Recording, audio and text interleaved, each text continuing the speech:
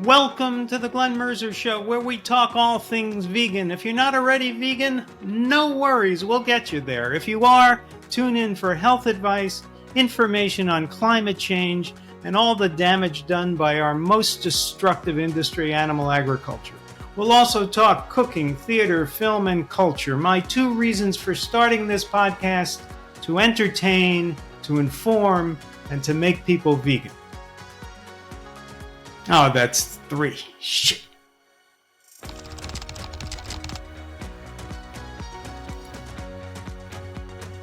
Hello and welcome to the Glen Merzer Show. You can find us across all your favorite podcast platforms and at YouTube and at realmeneatplants.com. Our special guest today is Dr. Monique May, also known as the physician in the kitchen. She's a board-certified family physician, and she's wearing her moniker right there. She's a board-certified family physician who enjoys helping busy households embrace healthy plant-based eating. She attended Temple University Med School and practiced clinically for more than 20 years. She's not currently practicing. She's currently working from home and doing the work from her websites that help people learn about plant-based nutrition. Could I call you Dr. Monique? Sure. Dr. Monique, welcome to the show. Thank you so much, Glenn. Thank you for having me. It's my pleasure. All right. Before we get into your journey, tell our audience about your different websites and what they will find there. Sure. Well, again, thank you so much for having me and for sharing your time with your audience with me. So, as you mentioned, my name is Dr. Monique. I am a board certified family physician, and I help busy households enjoy healthy plant based eating without impacting their hectic schedules. And I do that in a variety of ways. I've got a couple of books, and the websites that you mentioned. I have a cooking class called cookingwithdrmonique.com. I have a course about how to plant base your pantry or become more plant based, and you can find that at plantbasedyourpantry.com. And then my other services or my physical products are found at physicianinthekitchen.net. But there was a whole process before I got to all those things. So I'm looking forward to talking in more detail about that. Well, let's get into that process. You went to med school at Temple University in Philadelphia. How Mm-hmm. much nutrition was taught when you were at med school? That is an excellent question. And the short answer is not much. I'm a little older than I probably look, but I graduated med school in 1996. And at that time, I remember taking a couple of classes. Of course, we learned about diabetes and high blood pressure, and too many carbs are bad for diabetics, and too much salt is bad for high blood pressure and heart failure. But the concept of using food as medicine, or eat this, not that, in specific detail, was really not addressed back in the dark ages when I was in medical school.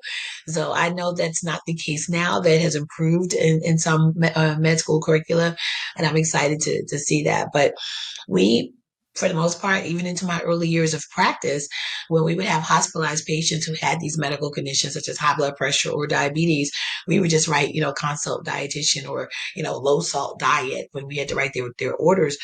But unfortunately, probably didn't give it as much thought, or really um, focus on it like it deserves. Well, I have some bad news for you, Dr. Monique. From what I hear, it hasn't improved very much in medical schools. They're still not teaching a lot of nutrition, and certainly not the kind of plant-based nutrition that we'd love to see taught.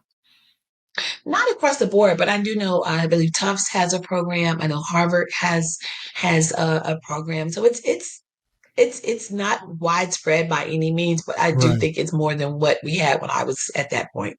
Right. Now, the case I make is that when you're not taught about nutrition and you're training to be a doctor, you are being taught a lesson. And the lesson is nutrition couldn't possibly matter too much, or else they would mention it. Is that, do you think, the lesson that came through? I mean, I think, on some level, kind of subliminally, maybe that's true. Because again, we're not taught it in great detail.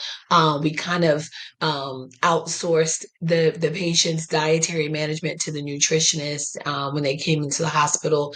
And we would, don't get me wrong. I mean, we would tell them, okay, if you're on a blood thinner, you can't eat too many leafy greens because it'll affect your blood levels and things like that. So of course we know that there's an interplay if you're on certain cholesterol medicines. You can't drink too much grapefruit juice. I mean, we know. I remember more of the interactions being, because those could be harmful. I remember that being more ingrained in me as far as in patients that are on these medicines, whether they're psychiatric or blood pressure medicines or blood thinners or what have you. These are some of the foods that you want to be sure to counsel them about. But as far as just a food as medicine curriculum or course, no, that Right. unfortunately wasn't available to me. Right. So at what point were you on the standard American diet when you entered med school? And at I what would point say. did you change your diet? Well, it's interesting. I've never been a real big red meat eater. And I feel I have to go back a little bit to tell you about my family or my history because I Please think do. food is so universal and it has so many it serves so many other purposes other than just nutrition. I mean, I think we know that. And so culturally it's a touchstone no matter where you come from. So for me, my parents, I'm a native New Yorker. I grew up in the city and graduated high school in the suburbs. But my parents are from Alabama. And so my mother's mother, in addition to having 10 kids, she was a school cook. So food was like her love language. And so I have very fond memories of being in the kitchen with her, her shipping me this little dessert she used to make, a sweet bread and plain yellow cake. So she would ship that from Alabama to New York. And it just like made my life, just because I was the oldest granddaughter. And so I would get these care packages from her. It was just really just like a hug in a box. So food always played a big role. But as far as my personal diet, um, I've always been kind of like, fortunately, I've never had like a real weight problem. And I would eat red meat, but it wasn't like, oh, I've got to have, this 3 or 4 times a week, an occasional burger or things like that. And fast forward right after I graduated medical school, we actually lost my grandmother to complications of stroke, high blood pressure, obesity, smoking, and she was only 67 years old. And so that was a wake up call. And then I go on to practice medicine. And of course, I'm seeing the ravages of chronic disease, which we now know is often fueled or it's certainly not helped by the American diet. And somebody said it was the SAD diet, standard American diet, SAD diet. And so, and then so fast forward to 2020, of course, we all know what happened then. Well, I also turned 50 that year. I turned 50 in May of 2020. And so now, at that point, of course, everything is shut down. I had big plans. I was going to go back to New York and, paint the town red and all that. And so if you didn't do something different in 2020 in the pandemic, I don't know, you missed the signs. So for me, it was, what do I want to do differently? I've got a scary family history. Besides my other grandmother had coronary artery disease. We've got cancer. We've got obesity. We've got diabetes. What can I do? What risk factors can I control to improve my health and to go into this second half of my century? Because I'm claiming it. I'm going to be a centenarian. I'm claiming that. So I started just looking at, how do I cut out these meats? And for me, again, it wasn't really red meat. Chicken and fish were probably more of my go-tos. Um, but then for me, going more plant-based was just, it's exciting because you get to create, you get to really, you can't do that with regular, animal foods. But when you're trying to substitute or recreate something from plant-based sources, to me, it's really just exciting. And that's part of the reasons why I went to vegan culinary school as well, to explore that more.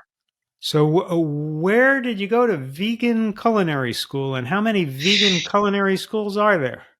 That's a good question. I don't know how many there are, but I went to Escoffier, Auguste Escoffier. I was in the first class, the first vegan or plant-based class. It was online. The school is actually in Boulder, Colorado. I'm in Charlotte, North Carolina. Ah, So, it was virtual, but I was the first in the first cohort of virtual students and for the vegan program. It's a well-established school, but this was their first foray into the vegan um, platform. So it was very exciting, the 18 Is month that a program, hard and I thing to learned teach in a a lot. virtual platform, cooking?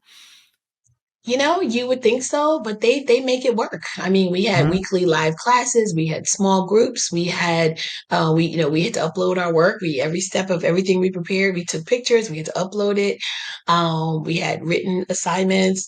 They made it work. They All right. for it to be the first class out of the chute, I thought they did a stupendous job. How do you upload your tempeh casserole? Is there a way to do that? I Other guess than not. taking really good pictures, at this point, Yeah. not yet. Okay. So you graduated from the culinary school, and then what did you want to use that for? So when I completed the core program, it was really for a couple of reasons. One, again, I wanted to learn more of the. Yeah, I'm a physician. I'm a lifelong learner, so it made sense to me to go back to school because this was an area that I didn't know as much about. So it was for my own personal knowledge of eating better, but also with my brand, having cooking classes, writing cookbooks. Really just wanted to add to my authenticity of being an expert, of being, a physician and a chef, a culinary school trained chef. Um, so it's just, it helps me be able to bring content to my followers and to my customers and subscribers. Okay. And so at some point you started a food delivery service. Is that right? I did. I tried it. And hey, excuse me. I call myself, I think I'm an accidental entrepreneur. Hmm. But it was a good idea. It's a lot of work, and it's the logistics of getting the food to the subscribers. I was trying to do it long distance, not just here in Charlotte. So I still do have a few people that I'll do some meals for, but the whole operation I decided to go in a different direction. Okay. So what's your main focus now? Excuse me. So I'm so glad you asked. So my main focus is this is my new baby. So I Oh, have what is that? created this is my I'm trying to get it. The glare is really bad. But this is my vegan Worcestershire sauce. So I created this. This is my recipe from scratch. And what I did was, well, first of all, I'll ask you, do you know why Worcestershire sauce is not vegan? No. It has What's usually anchovies in in it? it. What's that? Anchovies. Anchovies? Anchovies. Okay. hmm So the anchovies give it that salty, umami flavor. And so, the way this came about is I was hosting a show on Facebook for blackdoctors.org, and it was called Veganish. And I had this segment of the show called Vegan or Nah. And so I started with condiments. So let me just go through my refrigerator and see what I have in my refrigerator that's vegan or not. And so some of the common ones like ketchup and mustard, unless they've got honey in it, those are going to be like honey mustard. That's going to be vegan. But I had a bottle. It started with a bottle of barbecue sauce, and I read the ingredients, and one of the first ingredients, like second or third ingredient, was high fructose corn syrup. But we know how bad that is for you, so that went into the garbage. And so then I had this Worcestershire sauce, and I looked at the ingredients and I was like, oh, wow, it's got anchovies. And so I just was like, well, why not create a recipe? And so I took a picture of the label of a leading brand and of their ingredients. And I just came home and tinkered around and found a substitute for the anchovies. And mine is actually lower in sodium, it's lower in calories. And even if you're not plant based, the lower sodium formulation is really good because we mentioned earlier about high blood pressure. We know high salt, can worsen that. People who have swelling conditions that can aggravate, salty foods can aggravate that. So even if you're not vegan or plant based, I think this is a product that serves purposes for people with other health concerns as well. So All right. that's what I'm working on, getting that out into the atmosphere because I would like to one day have a full suite of physician in the kitchen, condiments, sauces, salad dressings, things like that. Okay. And so this will be an online business. Well, as I said, I'd like to have it in stores. I would like to have it on Okay. store shelves as well. So this Okay. is just kind of the early phases of it, and I sell it at locals, farmers markets when I participate, on my website and things like that, Etsy. So wherever I can get it out there. Now, during your 20 years in practice as a family doctor, did you feel that you were able to help people a lot? And did you feel that people were getting better, or were they just taking more and more medicines? Oh, definitely. I mean, definitely feel like I helped. I mean, my approach as a family physician, it's in my DNA. Prevention is in my DNA. What can we prevent? Right? We want to before it becomes a problem, we want to find it. We want to, well, first of all, identify risk factors. If you have early stages, what can we do to reverse it? And before it becomes a full blown 5 alarm fire. So yes, I definitely helped patients. I have patients, former patients to this day tell me, you were the best doctor I ever had. You saved my life, this, then the other. So, because I always try to, especially as a family physician, you try to treat the whole patient, and that means the family as well. What doesn't do me any good or doesn't do a patient for any good for me to say, well, especially with children, right? Well, your child's on the higher end of the growth chart. Um, don't keep the fatty and sugary snacks in the house or expose them to secondhand smoke. But if the parents are not making any changes, then it's like, what can you do? The child can only do so much, right? So working with patients and families and trying to get them to identify, again, those modifiable risk factors, things that they can control. You might not can control where you live or your family history, things like that, but your age, but there are things that you can control. And so I would definitely, the analogy I used to use was, um, I was the coach and they were, the patient was the MVP, the all-star player. I can call up the plays, I can write up the plays, but you got to take the ball and run with it. And my job is to help you to do that. And so I'm a very big on patient advocacy, patient education. And so, I wasn't just there just to push pills. I mean, if you need medicine, you need medicine. But, at the end of the day, what is it that you're doing? Or what is it that you're exposed to that we can help reverse? And that's what the play of the title of my book, Doc Fix My Plate, it's kind of a play on that, right? Like fix my plate as in, of course, prepare a plate, but also fix or correct what is on the plate as far as in Right. terms of choices. Now, during those 20 years as a practicing physician, were you practicing plant based medicine? Were you? No, no, No. no, no, no. Again, that came about in 2020 when I Mm. made the switch to become more plant based. So unfortunately, while I was practicing, no, I didn't know that. Are you tempted to go back and practice plant based medicine as a practicing physician? Um, at this point, I don't think so. I mean, I think with the platform I have now, I can reach more people, and so I don't know. I really haven't given that part thought because of the other things I'm trying to do right now. Okay. Um, and have you helped other people transform to veganism?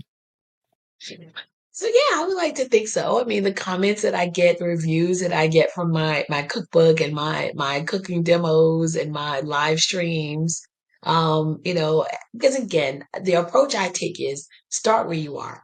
In the book, I say I'm not asking or telling you to go and clean everything out of your pantry, your freezer, your cabinets. That's not realistic, right? But you can. It all starts first actually with a mindset. First of all, you have to figure out, well, why do you want to be plant based?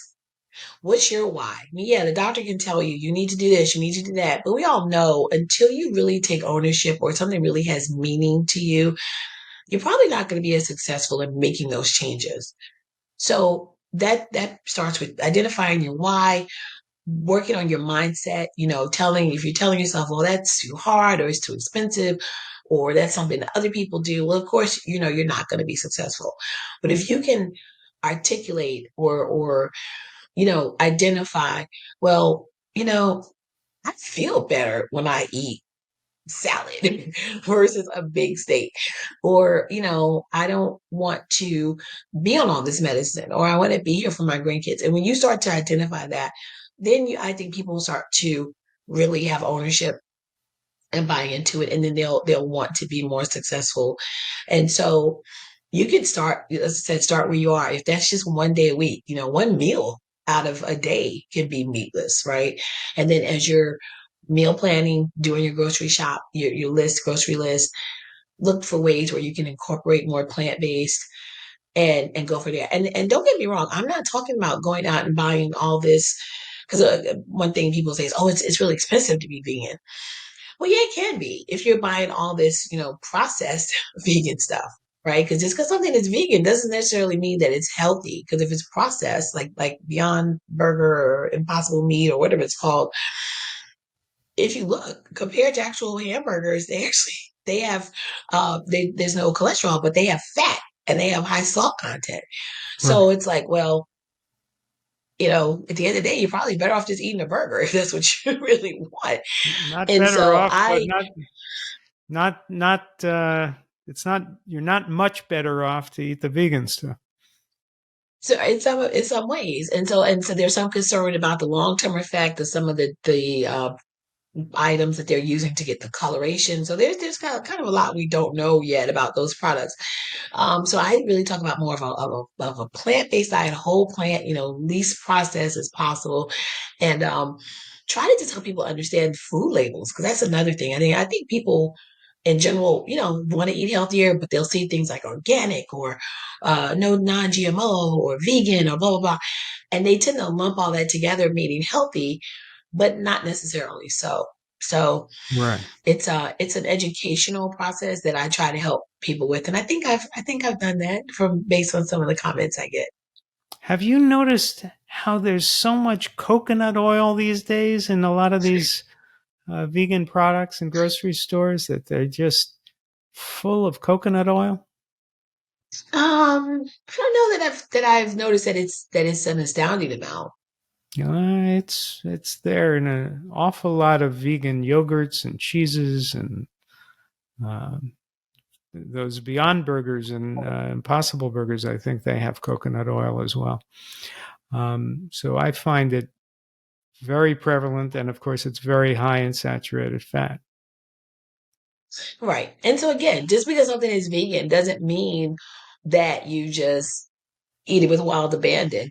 Mm. Some fat is good, and it depends on the type of fat that you're eating. So, all things in moderation. I mean, you nuts are good for you, right? They're vegan, but you don't necessarily want to sit down and eat a ton of those because they are high in fat, and you want Right. to watch that too. So it really depends. I personally don't have a problem using coconut oil, so I use it in moderation. Coconut milk is more of what I use. Like you mentioned, yogurt. I use yogurts made out of coconut milk. Um, and for people who don't have allergies, that's another. It's an option for a creamier. If you're looking for a creamier option for versus cow's milk. Okay. What do you recommend in the way of exercise for most people? Oh, great question. Whatever you enjoy doing. First of all, of course, see your physician. Any of the things that I meant to give my disclaimer at the top of the hour. Of course, I'm speaking in generalities. You would need to speak with your physician, your dietitian, whatever your whoever you're getting your health care from to make sure you're getting personalized advice. But yeah, whatever you enjoy doing. We all know that, or we know that the recommendation are for most adults 150 minutes per week of moderate to high intensity. You can break that up. You can do, but you also want to balance that with you can't just charge, gun all the time. Your body needs time to recover and to heal. Because when you exercise, you actually, kind of cause micro injury to the muscle. So, balance that with meditation and yoga, Pilates, strength training, things like that to get a whole workout. If you have access to a pool and you can swim, as we get older and we have joint problems, you want to do non-weight bearing. I have a certain exercise bike that I enjoy working out on. I kind of mix it up. I do a little bit of different things because you don't want to get bored, right?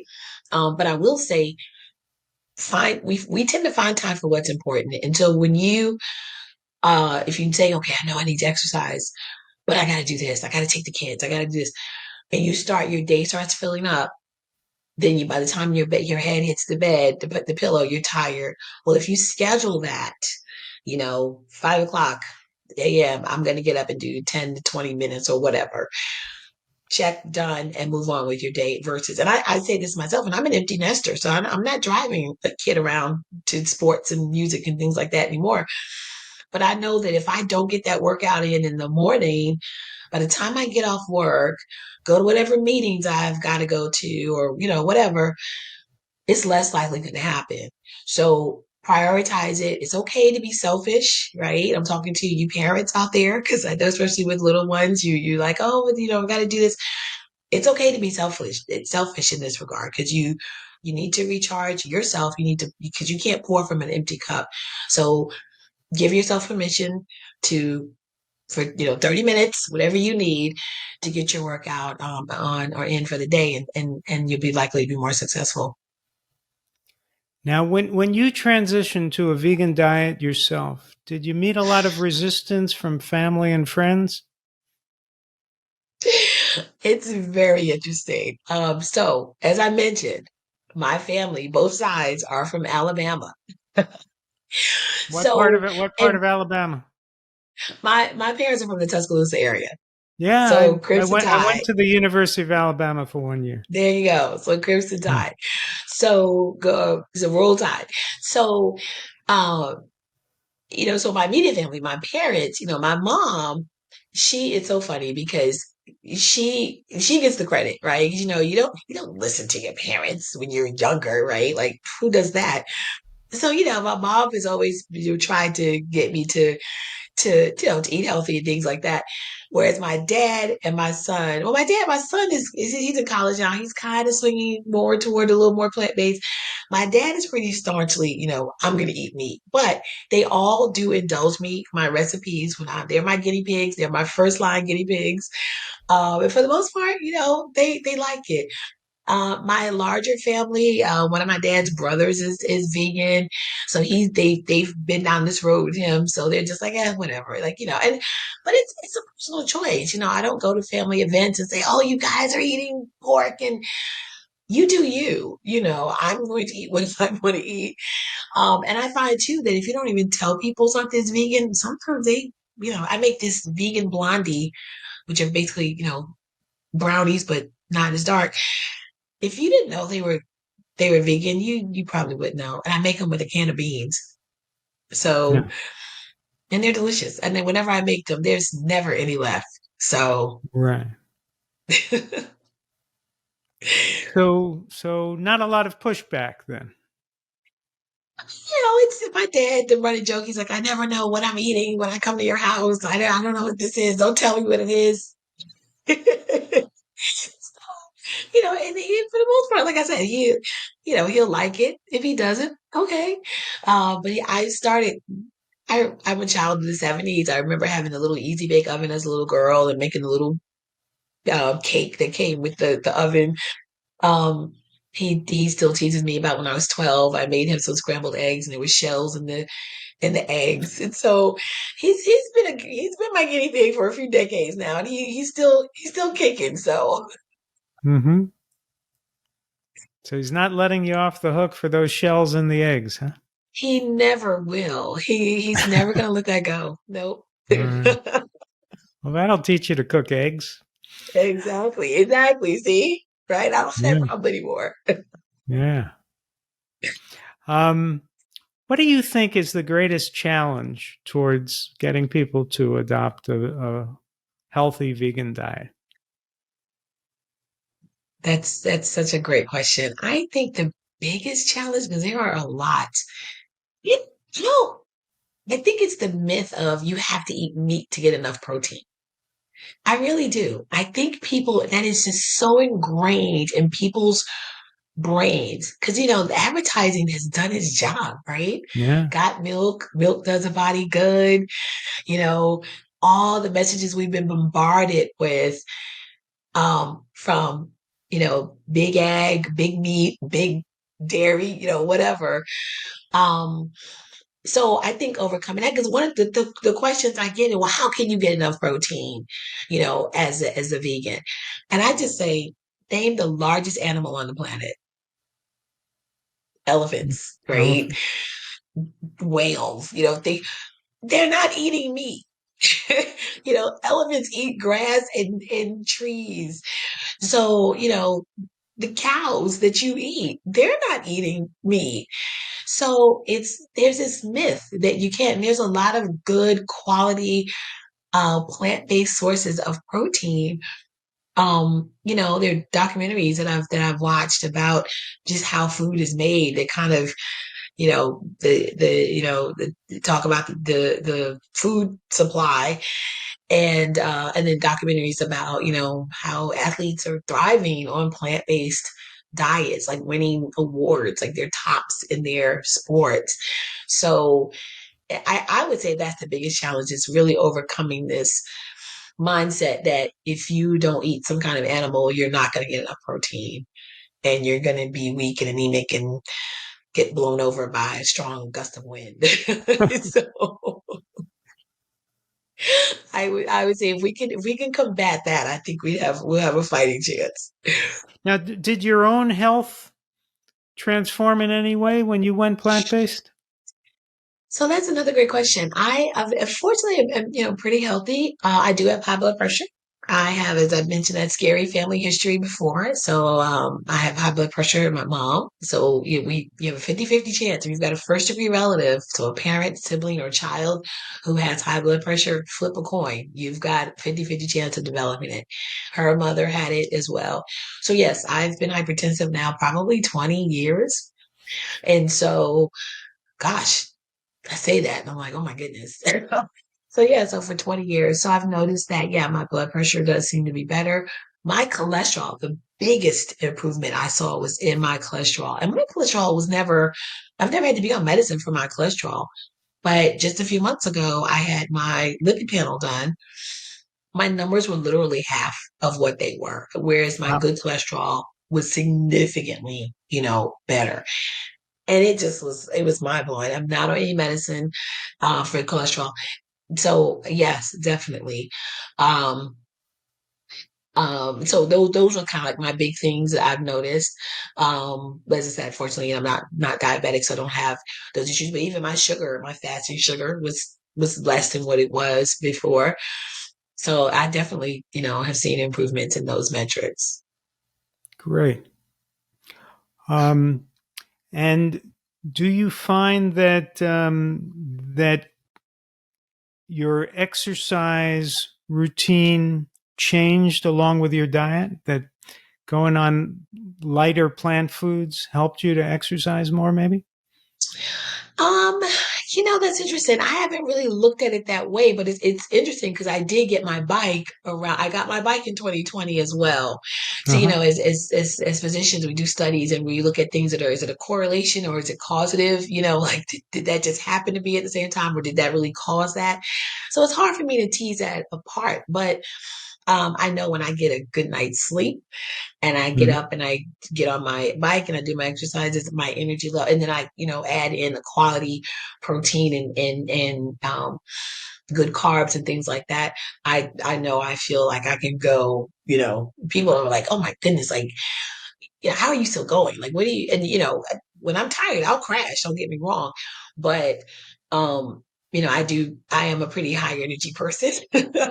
And so the analogy I used to use, particularly with my male patients, is, as a car. You think of your body like a car. If I gave you the keys to a, Porsche or a, Maybach or whatever, high end expensive car, and then you go to the pump and you put in 87 octane, then you wonder why it's knocking and pinging and it's not going 0 to 60 like you think it should. Well, because you put crappy, you didn't put the right fuel in there. So your body, right? You want Right. to give your body the right fuel so it can perform. You don't put garbage in and expect you to be able to do all the things that you need to do. So that's kind of, the analogy I use. Yeah. So you're fairly new to your plant-based journey, just a few years old, right? Yeah, yeah. And do you find it that you're still evolving, that your Oh, diet is still definitely. evolving? Definitely. I was at the farmer's market yesterday and I subscribe to, there's a local black owned farm here in Charlotte that I subscribe to. It's called a CSA, Community Supported Agriculture. Hmm. And they normally deliver my subscription, but I just happened to be available and went to the farmer's market yesterday. And so talking to the farmers about because some of the items I didn't know, I couldn't identify what they were. And so just getting that kind of one-on-one tutorial was really eye-opening. And then also, by the time I got there, they had sold out, but there was another booth that sold mushrooms. Well, of course, if you're plant-based, mushrooms are kind of a big deal for you. It's a Yeah. meat replacement. And so I learned about some varieties I didn't know and some other ways to prepare them. So definitely, I mean, there's no way I'm going to know everything about being plant-based in 3 years. Like that's Hmm. not realistic. So yes, and I hope I never know everything because again, as a lifelong learner, there's going to always be something to learn or to like. I learned a different way to cook mushrooms, like boiling mushrooms before you saute them. I didn't know that because I always thought, well, you don't want to, mushrooms have their own liquid. Why would you boil them? But apparently, it helps them cook better. Who knew? So, but yeah, no, there's a lot to learn, and that's why I think this is just a good time to be in this arena because there's a lot that we're learning. There's a lot of science and research being done to really back up, you know, yes, plants are good for you, but why are they good for you? And how do we use these foods to treat or prevent these illnesses? I think there's a lot more that we're going to learn about that. Well, thank you, Dr. Monique May, for joining us today. You can find Thank her book, you. Doc Fix My Plate, on Amazon. Well, And they can actually buy it. They can buy it directly from me at docfixmyplatebook.com. Get it from me, you get okay. an autographed copy. Oh, wow. So if you want an Yeah, autographed copy, go to docfixmyplate.com. docfixmyplatebook.com. Book.com. And what are Book. your other Yep. websites? Remind us one more time. Yeah, if you want to join me in the kitchen, it's cookingwithdrmonique.com. My store where the book is and the sauce is actually physicianinthekitchen.net. And if you're interested in my course on just how to become more plant-based, how to start that journey, you can find that at plantbaseyourpantry.com. All right. Well, thank you again And for follow me joining on all us social today. media. All right. Sorry. Thank, thank you again for joining us. Find Thank us you. at the Glen Merzer Show on YouTube and across your favorite podcast platforms. Don't forget to subscribe and take All care. right. This has been the Glen Merzer Show, where everyone listening turns vegan, regains their health, and annoys their friends and relatives. Find us on YouTube at The Glen Merzer Show and across all your major podcast platforms. Don't forget to subscribe.